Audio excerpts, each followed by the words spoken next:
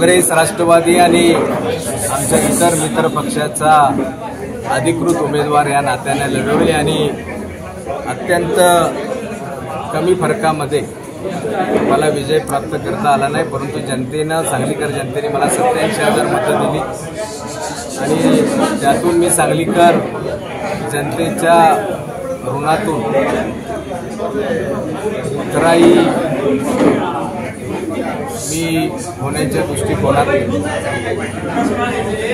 दुसऱ्या दिवशीपासून सांगलीकरांच्या सेवेत आहे आणि मला खात्री आहे की गेली 10 वर्ष मी सांगलीसाठी, आमच्या काँग्रेस पक्षासाठी जे काम करतो त्याचा निश्चित कौल सांगलीकर जनता आणि आमचा काँग्रेस पक्षात येईल.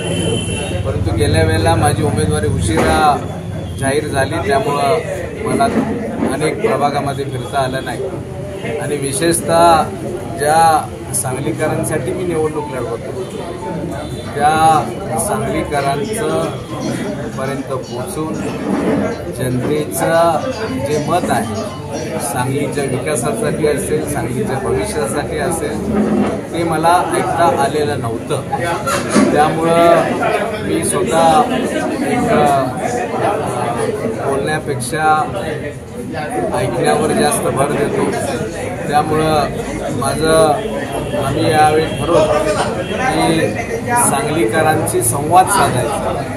त्यासाठी सांगलीतल्या वेगवेगळ्या घटकांपर्यंत वेगवेगळ्या व्यक्ती असतील, वेगवेगळ्या संघटना असतील, यांच्यापर्यंत पोचायचं आणि हा कार्यक्रम अखंड सप्टेंबर महिना चालणार आहे. या सप्टेंबर महिन्यामध्ये आम्ही सर्वांशी बोलू, त्याकरता त्यांच्या सूचना, सांगलीमध्ये काय नवीन पाहिजे, सांगलीमध्ये काय काय आणखी आवश्यक आहे, याचं सर्व गोष्टीचं एकत्रित करून त्या गोष्टींचा जर का सांगलीकर जनतेने मला या नोव्हेंबर 2024च्या विधानसभा निवडणुकीमध्ये जर का आमदार केलं तर ह्या काही ज्या सूचना आहेत त्या जाहीरनाम्यामध्ये समावेश करून त्या पूर्ण करण्यासाठी माझी कमिटमेंट असणार आहे.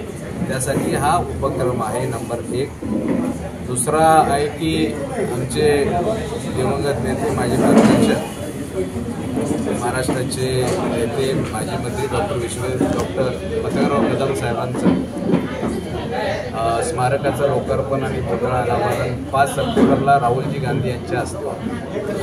आमचे अध्यक्ष मल्लिकार्जुन खरगे साहेब आहेत, पवार साहेब आहेत, उद्धवजी ठाकरे साहेब आहेत, सर्वच राज्यातून लोक तिथे येणार आहेत. त्यामुळं मला कदम साहेबांनी जी मला शिक्षण क्षेत्रामध्ये त्यांनी बोट धरून आणलं, राजकीय क्षेत्रामध्ये त्यांनी अत्यंत मला कायम मदत केली आणि कदम साहेबांना त्यांच्या ऋणातून आम्ही कधीच मुक्त होऊ शकणार नाही. परंतु एक माझ्या वडिलांचे, त्यांचे आणि आमच्या कुटुंबाचे असणारे एक वेगळे ऋण यातून माझं कर्तव्य बनतं की ह्या स्मारकाचा उद्घाटनासाठी मोठी शक्तीनं, ताकदीनं त्या ठिकाणी आमचे काँग्रेस पक्षाचे सर्वच पदाधिकारी असतील, रंटलपासून, सेलपासून जे कार्यकर्ते असतील आणि आम सर्व सांगलीकर नागरिकांना त्या ठिकाणी कार्यक्रमाला यावं यासाठी आमचं नियोजन सुरू आहे. मी या निमित्तानं तमाम सांगलीकर जनतेला आव्हान करेन की ह्या अत्यंत सुंदर अशा कार्यक्रमाकरता आपण त्या ठिकाणी उपस्थित राहावं असंही आव्हान मी करतोय.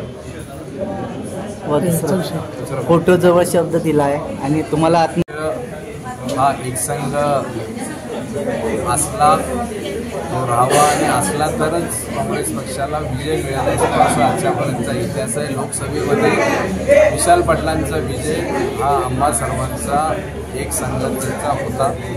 जनता त्यामुळे एकसंघ झाली, कार्यकर्ते एकसंघ झाले. त्यामुळं ह्या वादामध्ये न पडण्याचा आदेश मला आमचे नेते आमदार डॉक्टर विष्णू कदम आणि राज्यातल्या वरिष्ठ नेत्यांकडून आलेला आहे. त्यामुळं जयश्री वहिनी ह्या आमचे नेते आहेत, त्या निश्चितच आदरणीय आहेत. त्यामुळं पुढं मी काहीतरी बोलून वाद वाढवायचा नाही आहे असं माझं मत आहे. आणि मला मात्र यामध्ये स्पष्ट सांगायचं, मला माझ्या कामावर विश्वास आहे. गेली 10 वर्ष जे मी काम केलं व्यक्तीकरता पक्षाकरता त्याच्यावर विश्वास असल्यामुळं मला महाविकास आघाडीची उमेदवारी अधिकृत मिळण्यामध्ये काही अडचण असणार नाही.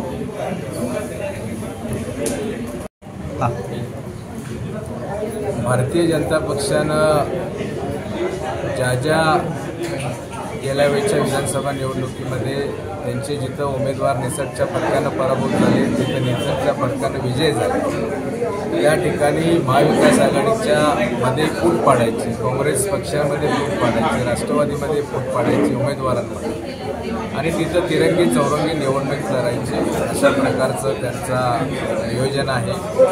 आणि त्यामुळं आम्ही त्यांच्या या षडयंत्राला बळी पडणार नाही आहे. आम्ही जागरूक आहोत, सावध आहोत.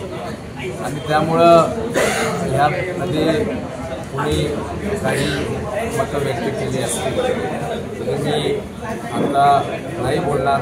योग्य वेळेला योग्य ठिकाणी त्यावर बोलणं उचित होईल.